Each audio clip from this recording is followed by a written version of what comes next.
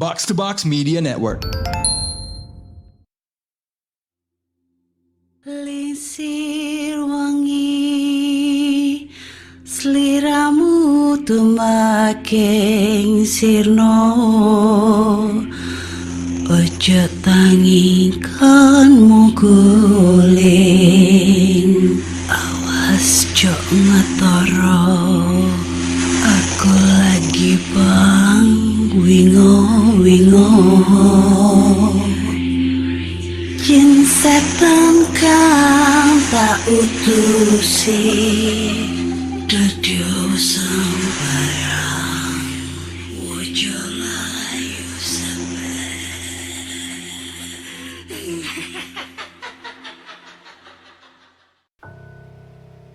Hai Rek, ya apa kabar? Ketemu lagi dengan aku si Ana di podcast kisah horor.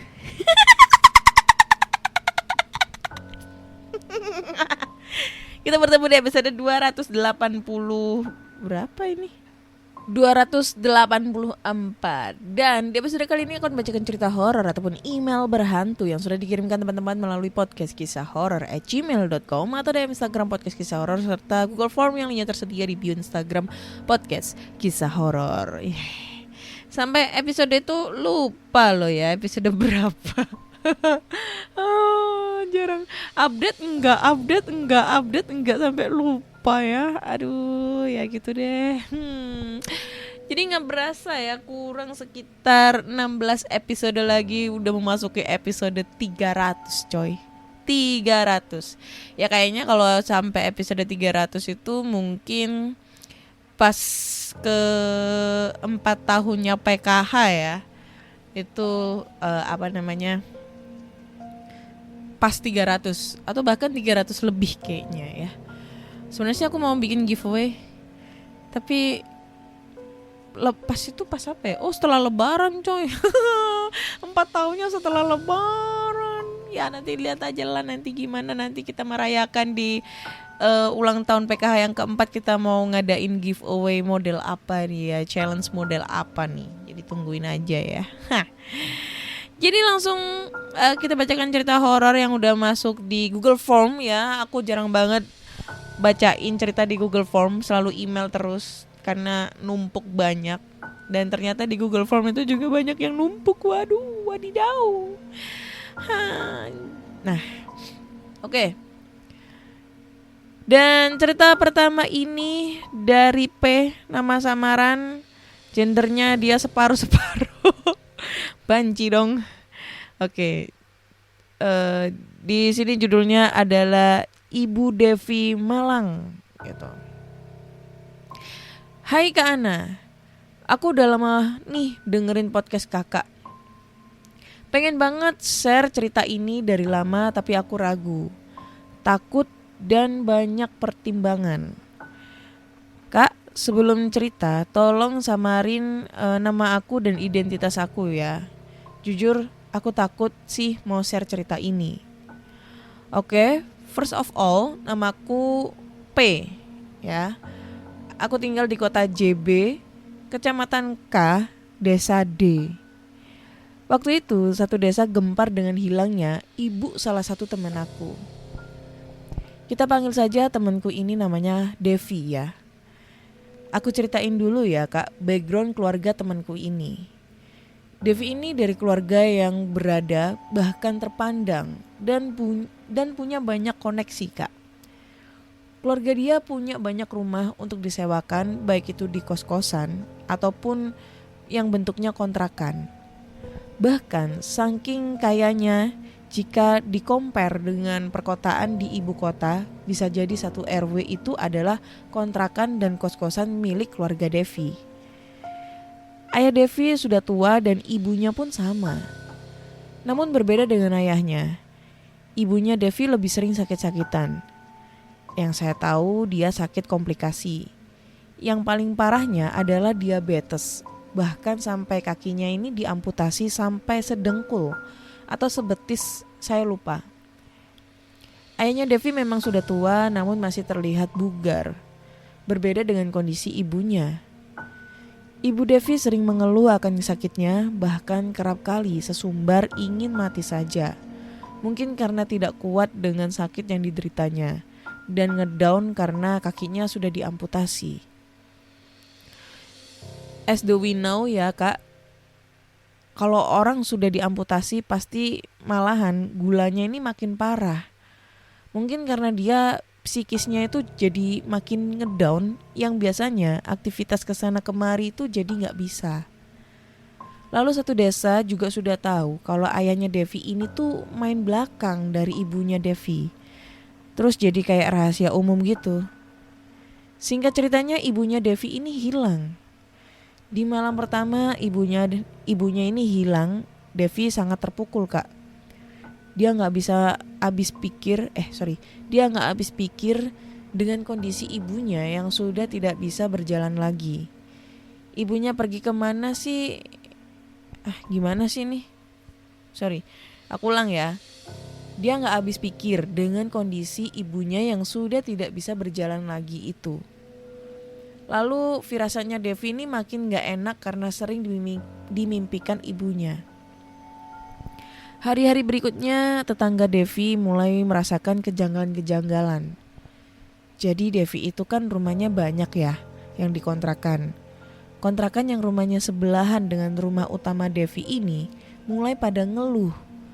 Katanya airnya kok gak enak. Entah berbau atau keruh gitu.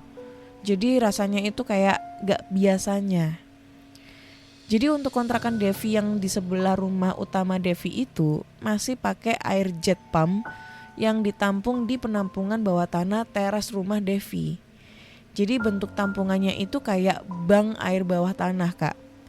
Kayak septic tank tapi ini tanah digali dan dikasih keramik dinding-dindingnya gitu, ditutup pakai tutup besi. Nanti kalau kakak bingung searching aja kayak bank air. Di hari-hari berikutnya, tetangga Devi ini sering dengar suara seperti ibunya Devi ini nangis. Nah, suaranya itu katanya dari teras rumah Devi. Di sini saya kurang paham ya. Entah keluarga Devi itu sudah lapor polisi atau belum terkait ibunya Devi yang hilang ini. Anehnya, ayahnya Devi itu kayak biasa aja dapat komplain masalah air itu dari yang kontrak sebelah di rumah dia itu. Karena Devi yang kerap kali dimimpikan dengan ibunya, Devi kemudian berbicara sama ayahnya untuk menggelar tahlilan dan mendoakan ibunya yang sudah hilang 7 hari, yang bermaksud untuk meminta petunjuk dari Allah.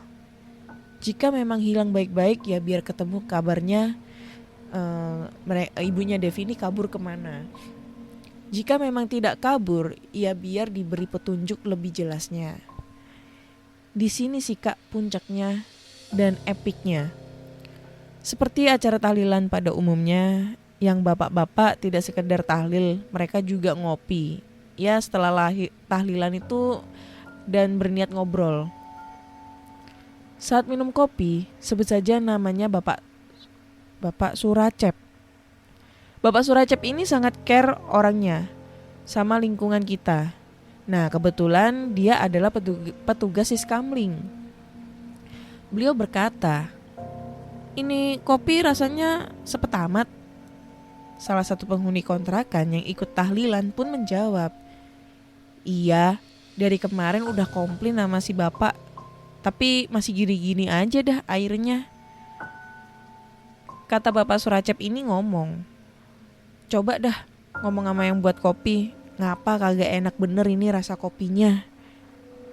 Akhir pas ngomong sama yang ngebuat kopi, sebut saja Ibu Marwah, tetangga yang sering diperbantukan keluarga Devi kalau lagi ada acara-acara untuk bantu-bantu di dapur. Dia bilang pakai air jet pump biasa kok digodok buat kopinya. Lalu akhirnya bapak-bapak ini sepakat untuk memeriksa penampungan air mereka. Takutnya ada bangkai binatang yang tercemplung ke bank air itu. Saat buka pintu bank air itu kan pakai pintu besi kak, dan butuh 2 orang untuk angkat pintu besi itu karena pintunya sendiri lumayan besar. Kedalaman bang airnya pun kurang lebih 2,5 meter. Bisa dibilang bang airnya itu besar dan dalam. Semua orang yang di situ terhentak melihat Ibu Devi sudah mengambang di dalam bang air itu. Keadaannya sudah membiru dan mengembung. Jenazah beliau tidak berbentuk lagi. Semua yang tahu hal itu langsung muntah-muntah. Karena mereka tahu dan mengkonsumsi air itu sehari-hari untuk memasak ataupun mandi dan mencuci selama sepekan ini. Sontak cerita ini menyebar ke seluruh desa dan sampai polisi datang ke rumah Devi untuk investigasi. Namun keluarga Devi menutup hal ini dengan jalur damai dan ingin langsung memakamkan Ibu Devi dengan segera tanpa ingin diperkarakan. Akhirnya pihak polisi menutup kasus ini sebagai kasus bunuh diri. Banyak yang berasumsi mengenai hal ini bahwa Ibu Devi dibunuh karena logikanya dengan kondisi tubuh yang sudah tidak sanggup berdiri lagi. Apakah mungkin Ibu Devi sanggup membuka pintu besi yang berat seorang diri dengan kondisi tubuh yang seperti itu dan dengan sengaja menceburkan diri ke dalam bang air karena frustasi dengan penyakitnya? Namun warga sekitar percaya Ibu Devi bukanlah orang beriman rendahan yang akan mengambil jalan untuk bunuh diri. Karena warga tahu semasa hidupnya Ibu Devi orang yang sangat taat dengan agama dan takut akan Allah. Even dia meracau ingin bunuh diri pun warga sekitar yakin beliau hanya frustasi dengan kondisi tubuhnya dan penyakit yang dideritanya sekarang, tapi tidak akan melakukannya. Bahkan ada beberapa wartawan yang datang ingin meliput hal ini dan salah satu warga kontrakan Ibu Devi angkat bicara dan arah pembicaraan mengarah ke suspek pembunuhan. Keluarga Devi marah dan langsung mengecam tetangga tersebut, bahkan ingin diperkarakan ke jalur hukum. Maka dari itu tolong ya Kak Ana, rahasiakan privasi saya, please. Namun kejanggalan lainnya adalah warga desa geger dengan berita ayahnya Devi menikah dengan wanita lain. Belum genap 1 tahun ibunya Devi meninggal. Allahualam, bagaimanapun beliau sudah ditempatkan di rumah Allah. Entah faktanya dibunuh atau memang bunuh diri, kita doakan saja yang terbaik buat almarhum. Semoga amal ibadahnya diterima di sisi Allah. Amin amin amin amin. Sekian cerita dari saya Kak Ana. Wassalamualaikum warahmatullahi wabarakatuh. Waalaikumsalam warahmatullahi wabarakatuh ya. Oke, P. Gak enak banget ya kalau manggilnya P. P banyak artinya nih yang jorok-jorok. Jadi yang pertama, gue mau mengucapkan turut berbelasungkawa juga buat ibunya Devi ya. Semoga diterima di sisi Allah Subhanahu wa taala. Terus yang kedua ini ya, ini horornya di mana nih coy? Ini tidak ada horornya sama sekali nih cerita ya. Ya, ini lebih ke cerita ini kriminal. Nah, kalau cerita kriminal ini masuknya ini di ceritanya Neshy Jats atau punyanya Kak Rizka Wadiono atau Nadia Omara atau mungkin ceritanya ini siapa? Kamar Jerry ya, itu Kata Pena itu. Nah kalau masuk di podcast kisah horor, horornya di mana ini coy? Ini kasus pembunuhan, tapi gue yakin banget ini kasus pembunuhan. Ya bodoh amat Devi lu memperkarakan gue atau gimana, secara logika ibu lo lagi sakit. Nggak mungkin dengan kondisi pintu besi yang bisa diangkat 2 orang itu tiba-tiba didorong sama ibu lo. Itu gak bisa coy, dengan kondisi ibu lo lagi sakit. Kenapa gue bisa bilang kayak gitu? Karena gue dulu juga pernah punya bang air. Jadi dulu pernah gue punya rumah ya, tapi sekarang rumahnya ditempatin kakak gue. Dulu itu punya bang air sama, yang tujuannya untuk ini nyimpen persediaan air. Karena dulu zaman dulu itu di daerah tempatku itu air itu masih susah. Jadi biasanya tetangga-tetangga itu masih pakai ini gerobak air gitu buat beli air. Nah biasanya mamaku dulu itu, bapakku dulu itu bisnisnya jual air gitu zaman dulu ya. Nah itu emang tandon kita bilangnya tuh tandonnya tuh emang besar banget biar bisa dibuat renang, walaupun kolam renangnya tertutup tuh. Kalau ditutup itu pakai besi itu mati kita semua ya, nggak bisa ngangkat. Apalagi dengan kondisi ibunya Devi itu yang badannya ini tidak mungkin untuk mengangkat pintu itu sendirian gitu ya. Tapi ya nggak tahu sih ya, hanya keluarganya aja sih yang tahu gimananya. Tapi semoga amal ibadahnya beliau diterima di sisi Allah ya. Dan lagi nih ini bukan cerita horor, nggak ada horornya ini. Kecuali dari setelah kejadian si ibunya ini ditemukan, nah terjadi suatu kejadian-kejadian horor, entah itu mendengar suara orang menangis atau mungkin apa gitu, ngelihat sosok apa-apa. Nah itu baru ada cerita horornya gitu. Kalau ini mah cerita tentang kriminal yang perlu dibahas dan dikupas tuntas setajam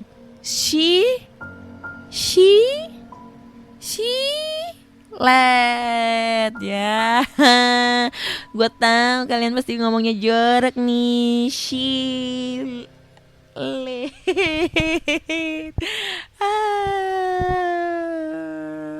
Ngeres. Oke, lanjut kita ke cerita berikutnya. Dan cerita dari Google Form lagi. Pilek coy. Dan cerita kali ini datang dari siapa nih? Dari Brebes, kota Brebes. Nih dari Siska. Bukan ya. Ditangkap polisi dia.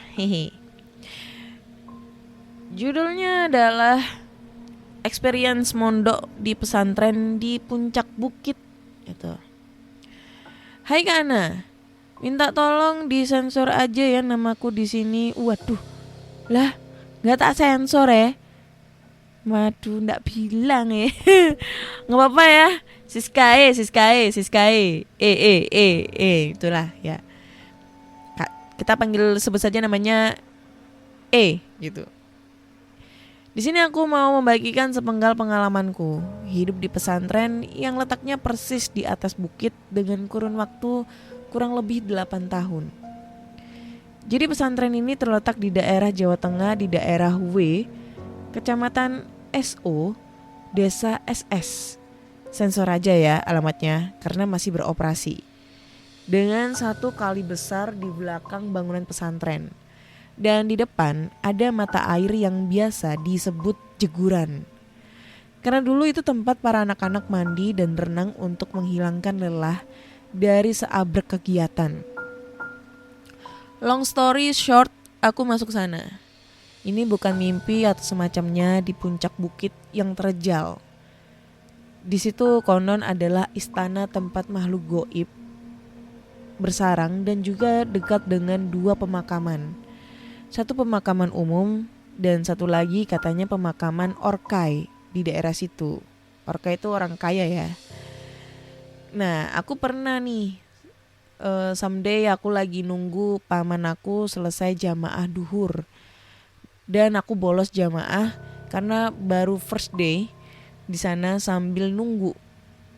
Sambil ngelamun, tiba-tiba tanganku seolah-olah ya ada yang narik. Dan pemandangan udah bukan kali lagi yang aku dudukin. Saat itu real sangat mewah dengan satu patung monyet di sana. Tiba-tiba ada mbak-mbak bawa satu foto.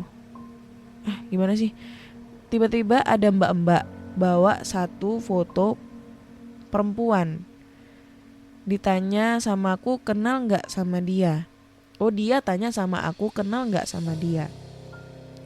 Karena emang gak tahu ya, ku jawab saja maaf aku gak kenal dia. Dan aku kembali ditarik ternyata sama abah atau pengasuhku saat itu kak. Dia dengan wajah sedikit marah tapi tetap lembut bilang gini, lagi ngapain di sini? Adek nggak ikut jamaah ya sama Umi? Dengan mimik heran, ya udah, aku ikut aja. Akhirnya pulang ke Pondok Putri. FBI pamanku cowok dan aku nunggu depan gerbang Pondok Putra, Kak. Ya kali, paman tuh cewek, cowok lah. Dan 4 tahun berselang kejadian itu, aku yang udah lama gak inget-inget lagi, masuklah masa didik baru dan banyak santri baru masuk. Dan Kak Ana tahu, foto yang pernah mbak-mbak itu tunjukkan ternyata adalah santri baru itu. Dia bernama Siti A. Pertama lihat dia memang aku kayak udah pernah lihat, tapi di mana gitu sambil nginget-nginget, aku lupa, Kak. Sampai pada kejadian Siti A tersebut kesurupan di kelas 7. Menurut urban legend, kelas 7A adalah kelas terangker karena emang dia paling pojok dekat dengan hutan-hutan bukit di situ, Kak. Nah, dia kesurupan nih. Muka biru, tangan mengepal, gak ada yang bisa buka tangannya. Meskipun santri cowok ikut ngebantu sampai dia tiba-tiba jatuh dan nangis minta tolong. Tolong, jangan bawa aku. Gimana sih? Tolong, jangan. Aku masih mau sekolah. Aku gak kenal kamu. Dia nangis sejadi-jadinya dan akhirnya dia digotong dibawa ke ruang guru. Dikasih air doa segala macem sampai dari tubuh dia keluar semacam asap. Tapi bening. Bening. Sama temanku ngintip lihat dan kita berdua lihat asap itu, Kak. Saat dia sudah sadar, dia baru cerita kalau dia itu diseret di atas kali gede sama mbak-mbak yang dia gak kenal. Dan mbak-mbak itu ngasih tahu bahwa dia kenal aku dari situ. Aku baru ingat kejadian di awal, Kak. Karena kejadian itu Siti A trauma. Akhirnya keluar dari pesantren dan 3 tahun setelahnya masuk masa didik baru lagi. Kita kedatangan santriwati baru. But dia gak sekolah. Dia cuma mondok doang. Nah, dia nih dulu pernah kerja di pabrik roti di Kediri. Dan bosnya suka sama dia sampai ngirim makhluk halus. Sampai saat itu makhluk halus itu masih ngebututin si mbak itu. Namanya Kak V. Dan gara-gara kerja dari situ dia sering kesurupan. Badan bener-bener kurus kering banget. Dan itu jin tuh cepu. Itu jin tadinya disuruh ngejagain doang. Plot twistnya malah ikut suka sama Mbak V. Dan dia mau menikahi Mbak V agar dia dapat pujaan hatinya. Dan nenek buyut Mbak V ini dulu punya keris, maybe semacam alat buat pesugihan. Dan udah dibuang di tengah laut sama bapaknya. Tapi satu-satunya orang yang bisa ngambil adalah Mbak V. Nah, dari situ abah aku udah gedek banget. Akhirnya itu jin diruqyah, dikeluarin terus dimasukin ke botol. Lalu dibuang ke kali besar sampai sekarang Mbak V sudah sembuh. Masih banyak kejadian horor paling tenar di pesantren itu adalah 3 kisah kamar mandi yang banyak keanehan. Dan itu menurut urban legend, kamar mandi pojok ada orang cantik pakai kebaya. Kamar mandi tengah anak kecil jahil. Dan kamar mandi baru ada semacam jin yang nyamar jadi ular. Dari ketiga kamar mandi itu, yang aku sendiri rasain adalah di pojok. Suatu sore aku habis main air di jeguran. Ya, kita siap-siap mau sholat asar. Mandi dulu. Semua masih aman-aman aja. Sampai aku udah ngelepas baju dan angkat gayung, tiba-tiba ada semacam bunga melati kayak punya pengantin gitu, bergantungan sebelah tangan kanan. Bergantungan sebelah tangan kanan, dan saat aku pindah gayung ke tangan kiri, hal sama terjadi lagi. Dan saat aku marah sampai ngancem, Gimana sih? Pengecut lo, keluar aja kalau mau keluar. Dan selnya bener dong, di situ ada pipa tempat air mengalir untuk isi air ke bak, dan mbak-mbak pakai kemben Jawa lengkap. Ya itulah pokoknya. Gue bingung bacainnya. Ini gimana ya? Sebenarnya ceritanya bagus banget sih ya. Ini yang paling gak disuka sama pendengar ya kalau gue ngomentarin cerita nih. Ini jujur kenapa gue nggak pernah mengkoreksi cerita ya. Gue kasih tahu lagi ya. Kenapa gue suka belibet nih bacain ceritanya, karena memang pada saat mereka menulis ya, gue tidak menyalahkan para pendengar nih yang mengirimkan cerita, pengirim cerita gitu ya. Jadi mungkin ini salah gue, tapi gue kenapa alasannya tidak mau mengkoreksi cerita dulu sebelum kita bawa ke podcast, karena jujur gue itu pengen banget merasakan horornya gitu ya. Jadi cerita masuk ya gue langsung bacain, nggak pernah gue koreksi dulu. Tapi kalau seandainya gue koreksi dulu terus gue bacain ulang, kesan horornya itu nggak dapet gitu. Jadi ini banyak banget orang-orang yang berkomentar yang gue jahat lah, ngatain atau apa gitu ya. Tapi sebenarnya walaupun gue jahat ngatain, mereka masih tetap kirim cerita lagi loh. Aneh kan? Itu menjadi ciri khas podcast kisah horor gitu ya.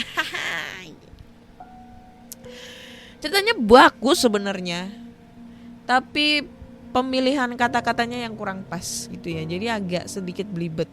Tapi kalau gua sedikit jelasin ya maksud dari si cerita. Jadi ceritanya ini dia tinggal di pondok pesantren. Nah, pesantrennya ini lumayan agak menyeramkan. Yang pertama ini cerita dari si pencerita, dia di ngelamun terus tiba-tiba dia ketemu sosok wanita. Kemudian si wanita ini kayak ngasih tunjuk, kenal nih cewek enggak gitu kan. Terus si pencerita bilang enggak kenal gitu. Nah udah bilang nggak kenal, tiba-tiba ditarik nih sama abahnya, atau biasa dibilang gurunya ya, guru di pondok pesantren tuh. Ngapain kamu di sini? Nggak jamaah ya gitu, dimarahin. Terus cerita kedua itu, jadi ternyata yang dia lihat di foto di beberapa tahun berikutnya itu ternyata adalah siswa baru yang masuk di pesantren gitu. Jadi kayak ibaratnya ada pandangan masa depan tuh ya, wanjay, pandangan masa depan. Masuk ke pesantren, terus pas masuk itu namanya sama nih, Siti, sama kayak gua gitu kan. Itu dia kayak kesurupannya itu kayak ditarik-tarik sama sosok perempuan, dan ternyata sosok perempuan ini yang pernah ditemuin si A sebelumnya, si pencerita nih sebelumnya gitu. Terus cerita berikutnya itu cerita horor di kamar mandi gitu. Intinya kayak gitu, kamar mandi yang ada di pesantren gitu guys. Ini sepenggal ya. Sebenarnya bagus ceritanya, cuma mungkin kesalahan gue gak pernah mengkoreksi cerita, karena jujur kalau gue bacain lagi untuk kedua kalinya seremnya gak dapet gitu. Jadi gue gak bisa kayak senatural mungkin untuk mengomentarin ceritanya. Tapi terbesit itu gue juga sangat-sangat turut berbela sungkawa ya dengan kejadian baru-baru ini. Pondok pesantren lagi, ada santri yang meninggal di pondok pesantren di Kediri, dianiaya sama seniornya gitu ya. Aduh, sangat miris sekali ya. Padahal itu pondok pesantren loh, kok sampai segitunya gitu loh. Apa sih yang dipikirkan orang-orang itu? Gue sebenarnya kayak nggak ngerti gitu loh. Pondok pesantren ya, kalau gue dibilang senioritas, gue pernah mengalami halnya namanya senioritas, karena gue dulu pendidikannya di akademi pelayaran ya. Jadi gue pernah merasakan yang namanya senioritas. Cuma kalau hal yang di pelayaran, akademi pelayaran, apa tentara segala macam, gue masih memaklumi nih. Tapi ini masalahnya pondok pesantren, sampai disiksa yang tujuannya kita itu sekolah di sana, terus menimba ilmu agama, memperdalam agama kok sampai disiksa kayak gitu kan berarti kebacot ngono lo ya. Ya itulah pokoknya. Udahlah jauh-jauhin kata-kata senioritas deh. Nggak usah sok-sokan, apalagi yang tidur kalau biasanya kita kuliah-kuliah kayak gitu atau mondok-mondok itu kan otomatis kita tidur di asrama ya. Udah nggak usah kayak gitu-gituan. Yang rugi ntar lu sendiri. Lu udah ngebunuh orang, terus lu masuk penjara, bikin malu keluarga. Nah itu udah nggak usah kayak gitu lagi guys. Aduh miris. Gue punya ponakan masuk di pondok juga di Kediri, di Lirboyo. Sampai gue wanti-wanti dia gitu loh. Nggak usah yang namanya nyiksa-nyiksa anak orang gitu. Ntar yang rugi lu sendiri. Percuma lu mondok, lu memperdalam agama tapi lu nyiksa anak orang sampai meninggal, itu dosanya jauh lebih berkali-kali lipat.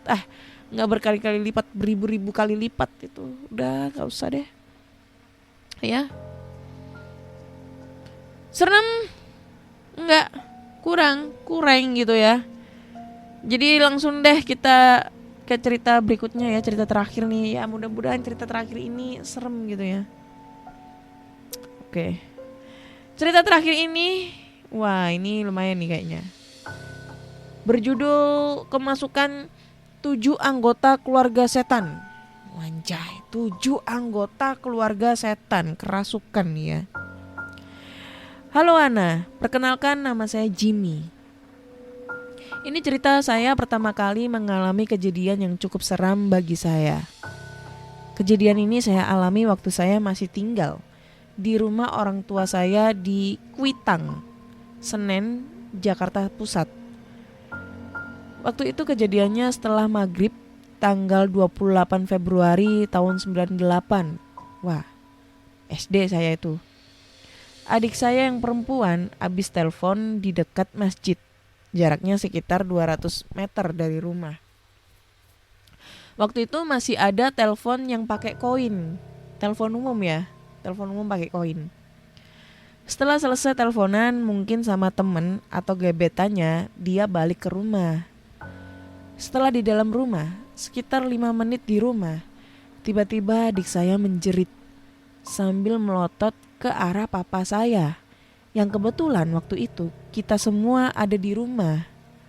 Oh ya, rumah saya ada 2 lantai dan semua itu ada di bawah nonton TV.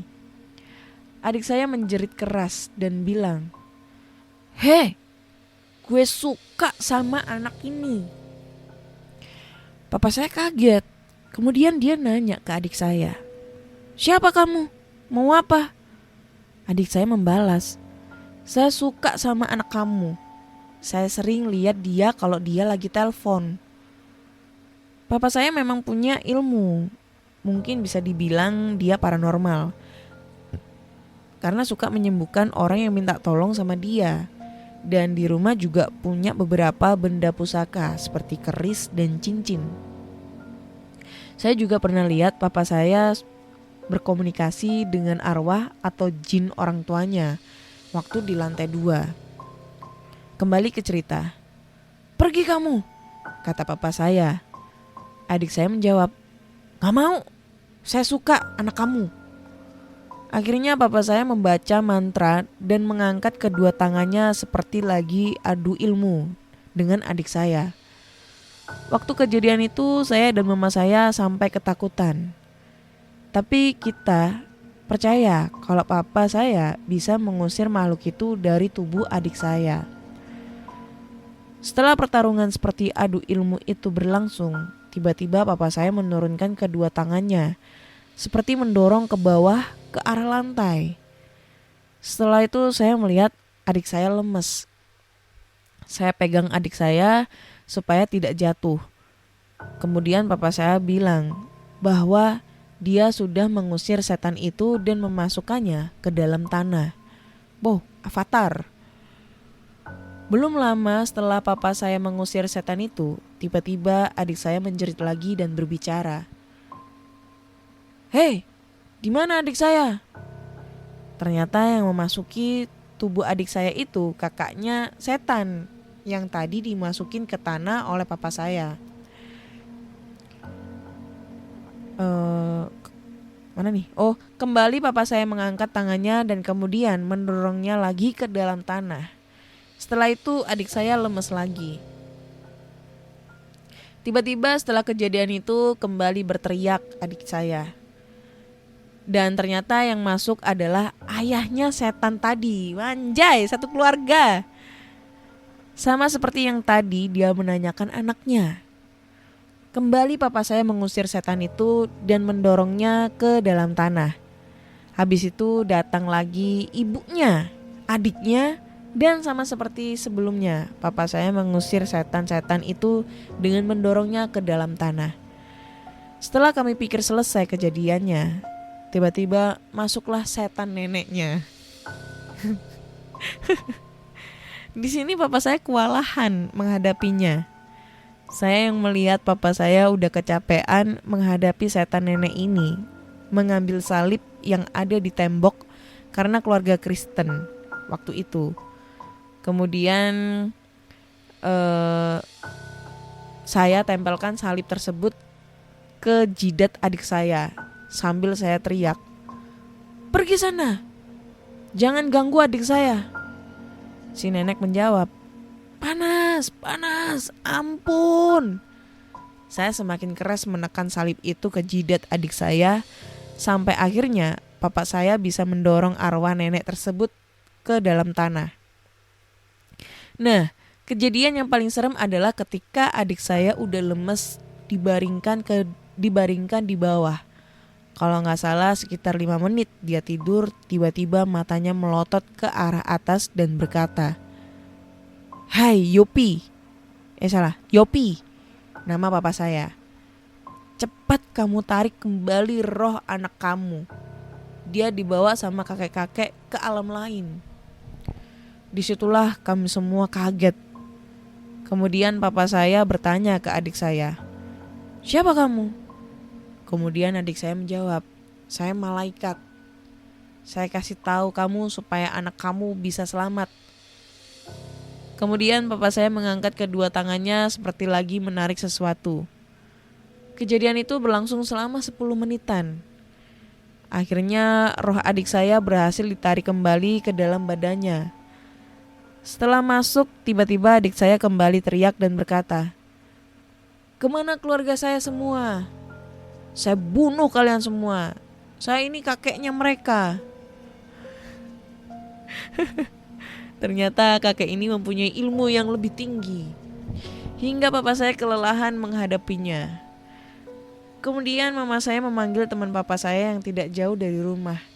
Dan kemudian beradu ilmu dengan setan kakek itu. Dan kemudian berhasil mengusirnya. Singkat cerita, kejadian itu berlangsung dari pertama kali adik saya kemasukan jam 6:30 malam sampai jam 10 malam. Setelah semuanya sudah selesai dan teman papa saya pulang, karena waktu sudah menunjukkan jam 11 malam. Saya mengantuk dan bilang ke papa saya mau tidur di atas.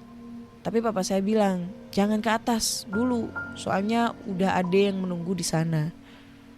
Saya langsung takut dan gak jadi naik ke atas.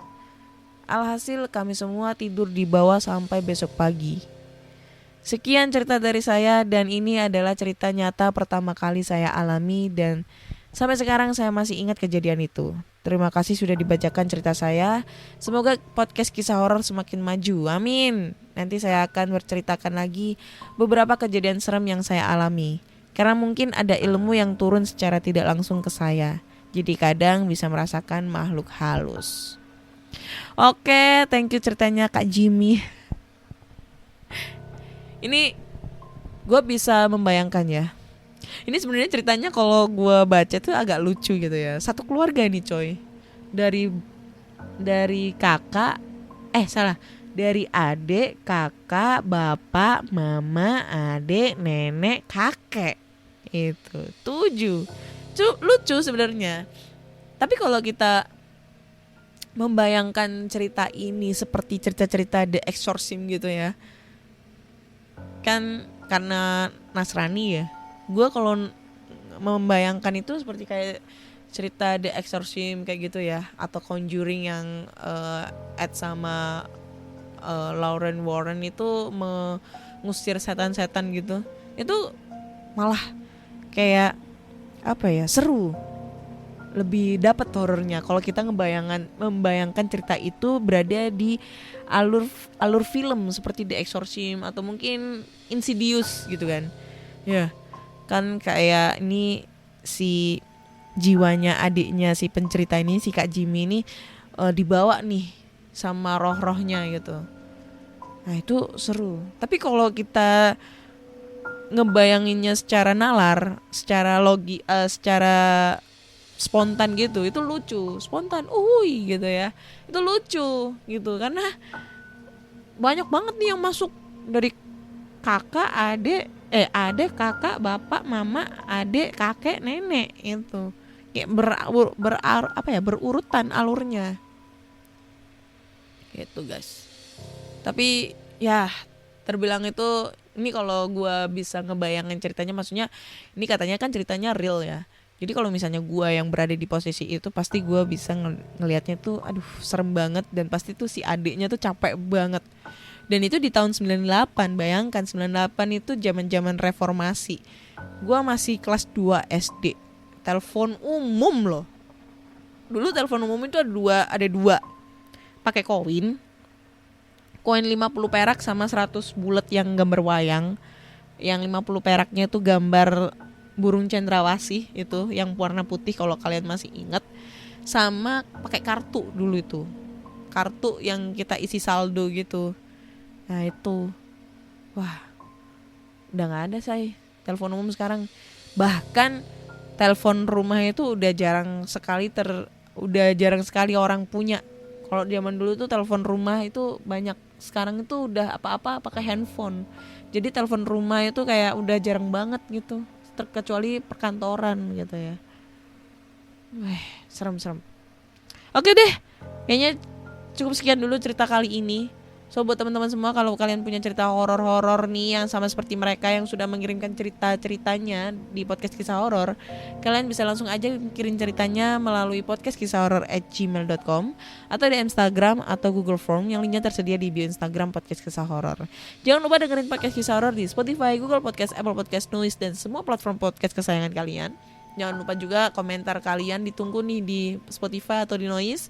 Subscribe podcast kisah horor di Noise dan follow podcast kisah horor di Spotify. Jangan lupa kasih rating bintang 5 untuk podcast kisah horor di Spotify. Akhirnya saya Ana undur diri dan terima kasih sudah mendengarkan podcast kisah horor. Bye bye.